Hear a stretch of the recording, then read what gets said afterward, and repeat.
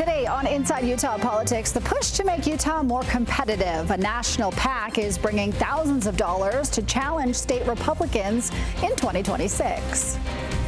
And new laws shake up the rules on Election Day, what Utah voters need to know before the polls open for municipal elections in just a few days. And a spat over signs makes it to the Attorney General's office. Why two candidates for Hurricane Mayor are accusing the city of election interference. Time now for Inside Utah Politics with Lindsay Aerts. And thanks for joining us. I am Lindsay Aerts. Let's go inside Utah politics. A national political action committee investing in making Utah purple. Vote Save America is partnering with local consulting firm Elevate Utah to recruit 10 candidates to challenge Republicans in the state legislature. Now, they see those seats as flippable and key to shifting balance of power in Salt Lake City after the 2026 midterms. So I'm joined today by Gabi Finlayson and Jackie Morgan, partners at Elevate Utah. Ladies, thanks for being here. Thanks for having us. Okay, so it's a big deal for you guys to partner up with this PAC. Tell me how this all came to be. We're really excited to have national support coming into Utah. You know, for the first time ever, we are seeing national organizations invest in our state, which is so exciting and early. I mean, the elections for 2026 are decently far away, but we need to have candidates recruited by January. And so we are going to work really hard to make sure we can get as many candidates, good qualified candidates recruited and get them in place before January so we can run really competitive elections next year. Gabi, it's been reported you're getting $20,000. Talk to me about that money. I mean, that doesn't seem like very much when it comes to, I mean, you could put that all in one race and it would maybe buy a few campaign signs, right? What are you going to do with that money? How are you going to make it spread? Yeah, for sure. So the initial investment of $20,000 from the good people at Vote Save America is really for us to focus on recruiting candidates. So this is not necessarily money to run the campaigns or to invest directly in the candidates or to flip these seats, right? We are under no illusion that $20,000 alone is going to flip 10 seats in the state legislature. But doing candidate recruitment is a lot harder than people think it is. You know, there are not many people out there that think of themselves as someone who should run for office or that will run for office, but it takes a lot of time. It takes conversation. It takes talking to people who know people and asking them who else we should be talking to in these districts, because finding the right person for the right district is critical in order to making these seats competitive for next year. And then making sure that we are doing training with this funding as well, and making sure these candidates have everything that they need ahead of the January 2026 filing deadline to really hit the ground running and make sure that they are off to a really good start. I didn't think about the fact that you need money just to recruit candidates. I mean, I'm thinking this is going to campaigning, right? Which doesn't go very far with, like I said, 20 grand. So, so stuff like training, stuff like paying for registration fees, perhaps. Like, what does that money go to? It's really having a lot of meetings with candidates. We want to make sure that we are finding candidates that are perfect for districts. And these are people that are already involved in their communities. These are people that have connections, have relationships, who are going to make good candidates. And that requires us spending a lot of time and staff time going into those communities, having meetings, talking to people, finding networks of people who make sense, and then asking people to run. Not a lot of people just think, I'm going to run for office and I'm going to be an elected official one day. And so oftentimes it means we have to ask people once or twice or multiple times in order to convince them to run and let them know that they're going to be a good candidate and that they're going to have support behind them and that this is going to be a competitive race.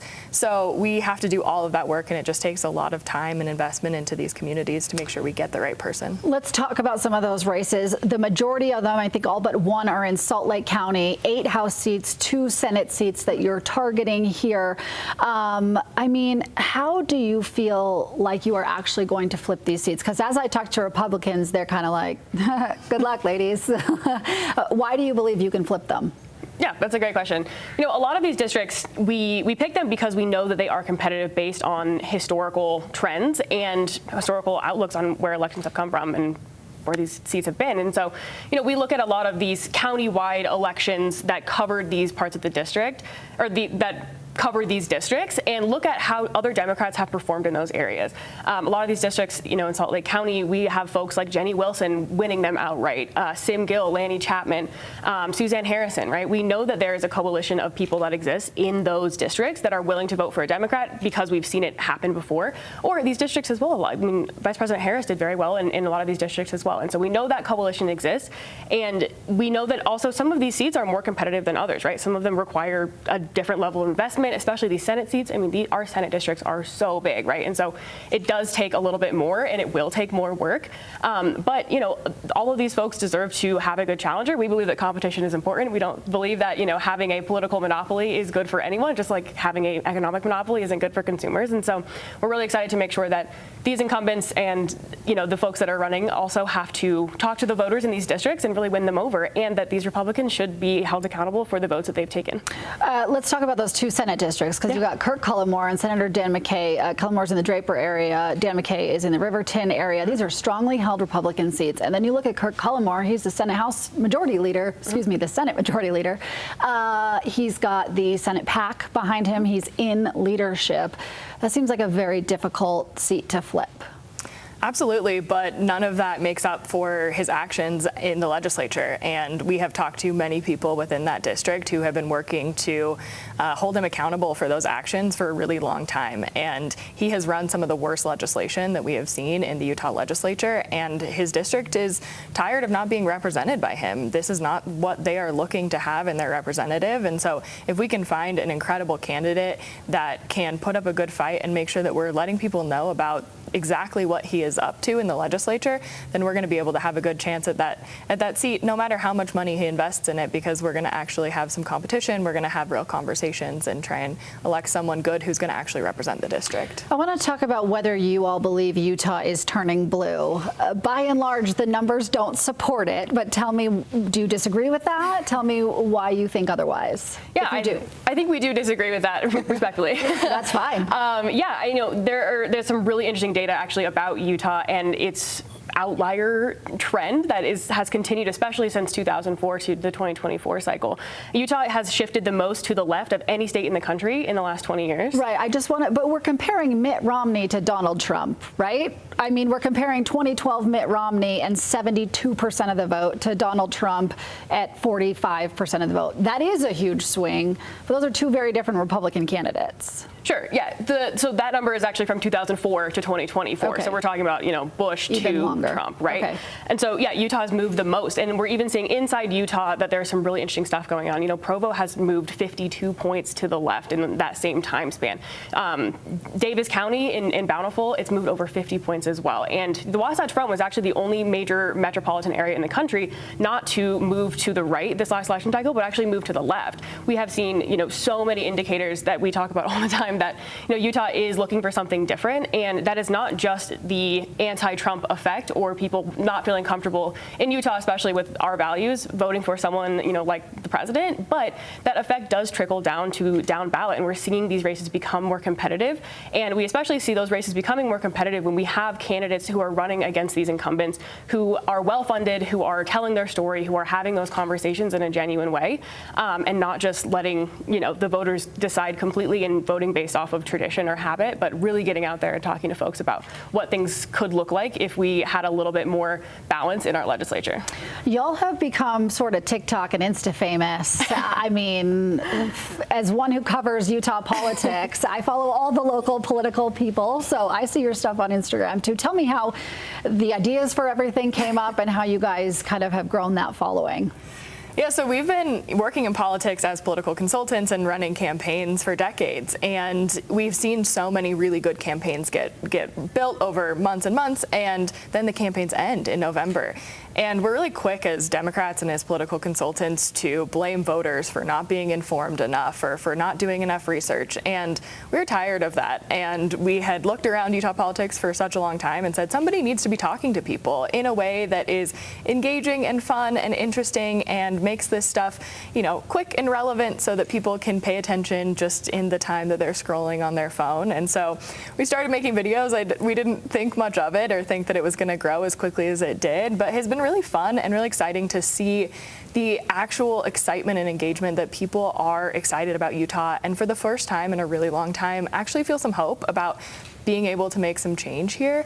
And we've seen real impacts, and we had a letter writing event for Mike Lee's public lands proposal, and we had over 500 people show up in person to public coffee. And so seeing those opportunities for people to connect in person and to find community where we've often felt alone has been really the most powerful part of doing the videos. Now, even if you flip every single one of these 10 seats you're after, that would still put you at 20 senators in the Senate, 20 Republicans, 8 Democrats, and in the House it'd be 51-25. So even if you could flip all these seats, we're still going to be in a Republican supermajority. I mean, what do you make of that, and how do you still stay motivated when those are the numbers? I mean, those are just the numbers, right?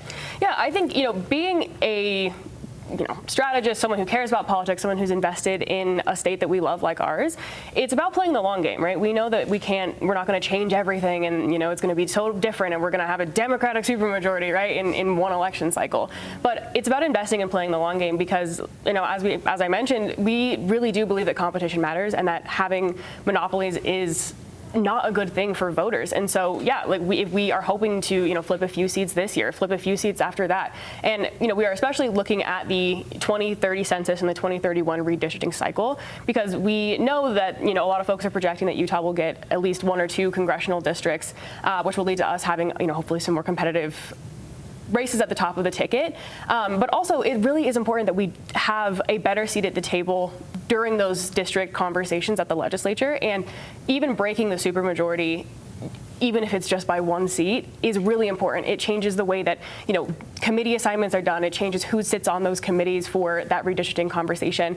It makes it a lot harder for Republicans to have, backroom deals and have all of their, legislation figured out before session and not really engage in public commentary. It gives us a better seat at the table to make sure that we have more balanced outcomes in the state. And if people are watching this and they say, I want to run, where should they do that? How can they find you? So they can go to our website, which is elevateutahpac.com. We have a tab on there that says 2026 recruitment, and we have a tracker so you can see what districts we are working on, see if you live in those districts, and then you can fill out the form, and you can even nominate someone if you know someone in your community or who lives in those districts who would be a good candidate. Sometimes that's the best way because people often are humble and they don't want to do it themselves, but if you know someone who that person and you're like, you should run for office one day, you should submit them and we'll follow up and have some conversations with them. Ladies, thank you for your time today. Good luck with everything. It's been the talk of Utah politics this week, so good job. Thank you. All right, still ahead on Inside Utah Politics. Utah's next election just days away. What voters need to know about the new laws changing things this year. That's coming up next. Stay with us. Watching Inside Utah Politics with Lindsay Ayers. Well, we're less than 2 weeks away from Utah's municipal primary elections. Dozens of races across the state will be narrowing the field ahead of November's municipal general elections. But this year, it's more than that. We're going to see a test run of Utah's newest election reforms. So to explore what that means for volunteers, I'm joined today by Salt Lake County Clerk Lannie Chapman. Lannie, welcome to the program today. Thank you so much. Okay, so we have the new election law, and the biggest change that I see, and correct me if you see something different, but the biggest change is when ballots are due. And this is a big change for voters. Oh, it's huge. So we used to be a postmark state, meaning that as long as your by-mail ballot was postmarked the day before Election Day, regardless of when it got to the clerk, as long as it was within the canvass period, it was still able to be counted. That law has now changed. Now we are a ballot in hand state. What that means is every clerk has to have that ballot in our hands, in our possession, by 8 p.m. on election night to be able to be considered valid. And that means no matter what time you put it in the mail on the Thursday before, if it doesn't get to your office by Tuesday at 8 p.m., it doesn't count. Absolutely. And so there's a lot of variables that are out of the voters' control here. What do you recommend for people? So as soon as they know how they want to vote that by-mail ballot, vote it as soon as possible. I would encourage people that are waiting a little bit longer, closer to the 7th or the 8th of August, please use our drop boxes. Of course, our drop boxes, you can find them on our website. We have 28 locations throughout Salt Lake County, but they will be open until 8 p.m. on election night. That's the best way. However, if you want to use the post office, as soon as you know how you'd like to vote, make sure you get that in. And we talked about this law ad nauseum during this session. You and I had conversations about it. I know you are not a huge fan of this change. Now that it's being implemented, what are some of the maybe intended and unintended consequences that you're seeing. Yeah, absolutely. So some of our missionaries that are still stateside, some of our kids that are going to school in a different state, it's going to be a lot more difficult for them to make sure their voice is heard. And for those families that are taking that last-minute vacation, they need to be very conscientious of when they put their ballot in the mailbox to make sure that we still get it by 8 p.m. on election night so that we can make sure that it's still counted. And the goal here from lawmakers was to speed up results, right? If you have all the ballots in your office by 8 p.m. on election night, we can get results faster. Is that going to happen? You know, we still have provisional voting. We still have same-day registration. So our voters still have that opportunity to register and vote same day. It's going to take my team and, frankly, all 28 other clerks' teams time to make sure that those voters were eligible before we're able to process those votes and finish up the election. Okay, before we switch to another pretty interesting topic here that's percolating with elections and voter information, just talk to me about the races in Salt Lake County. How many are there? I mean, people should have ballots in hand now. If they don't have a ballot, what's going on? Yeah, so we have until August 1st. That's Friday, to request to receive a by-mail ballot. So if you haven't received one and you feel like you should have, first check my website. I have a list of every single race that should be on there and an easy way for you to fill in your address to see if you should have gotten a ballot. There are 12 different municipalities throughout Salt Lake County that have races, 22 contests in all. So about half of Salt Lake County active registered voters actually are eligible to vote. Okay, so there are some people who don't get a ballot, and that's normal. Absolutely, totally normal. Give us a call, but if you live in Salt Lake, South Salt Lake, Mill Creek, Midvale, just know that you do not have a primary. Okay, interesting. Oh yeah, because we're doing ranked choice voting, right? Got it. Okay, that's important too. All right, let's switch topics to another interesting topic that's bubbled up this week. The Lieutenant Governor's office has responded to a request from the Department of Justice, basically seeking Utah's voter data, voter roll information. And the Lieutenant Governor has now said that she's going to give any publicly available data to the DOJ. What do you make of this? I mean, what are we giving them? Yeah, so under our state law, anybody can come into our office and request a public voter rolls list. So that's going to be anybody that has registered to vote and hasn't asked for a private or withheld or a more heightened level of privacy when it comes to their voter rolls. So what she's doing is giving out under state law what she has to, that she would give out to anybody that requests this list. But we've seen other secretaries of state, even Republicans, say no to the DOJ. I mean, this is probably a question for the LG, but why is she giving this? You know, I don't know. I can only imagine what kind of pressure she's under. But again, our state law does allow for this, so there is a mechanism for her to give out the public list. And that's something interesting for all of our voters to understand. You know, is my information public? Is it private? Easy way to check that out is call your county clerk. See what information is available to the public. Of course, for the public, voter rolls, it's going to be your name, your address, which races you voted in, not how you voted, of course, but which races you voted in, your party affiliation. There's a lot of stuff out there that is public. Why does the DOJ want this information? It's a very good question, one that I would like to know too. Interesting. Have they reached out to you for any specifics or any other? Again, we have these withheld voters, right, that they can't get access to, and legally here in Utah, we cannot reveal that information. Are they trying to get some of that information? I know there's a lawsuit over trying to get some of these withheld voters made public. Yeah, there's quite a few lawsuits going on. However, the DOJ has not reached out to my county. Okay.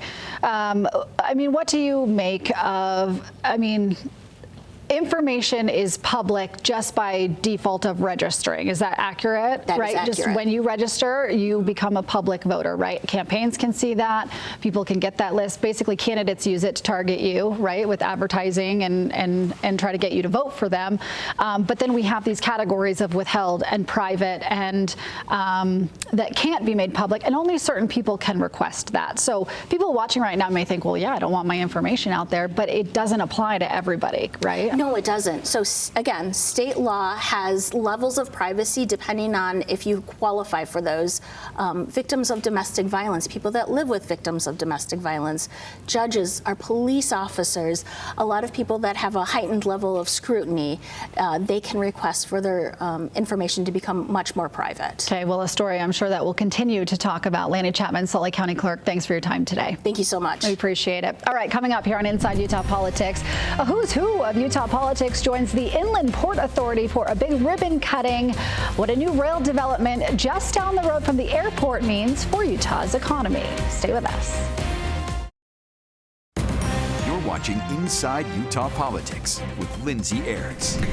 Well, state leaders joined the Utah Inland Port Authority for a ribbon cutting this week for their new railroad expansion in Salt Lake City. The new intermodal station connects the facility to a similar one in Los Angeles with the goal of shipping more goods inland. Now, the Inland Port Authority has been controversial at times, with some Utahns concerned over environmental impacts or loss of local control for these state projects. But the governor says it helps businesses and gets more trucks off the road.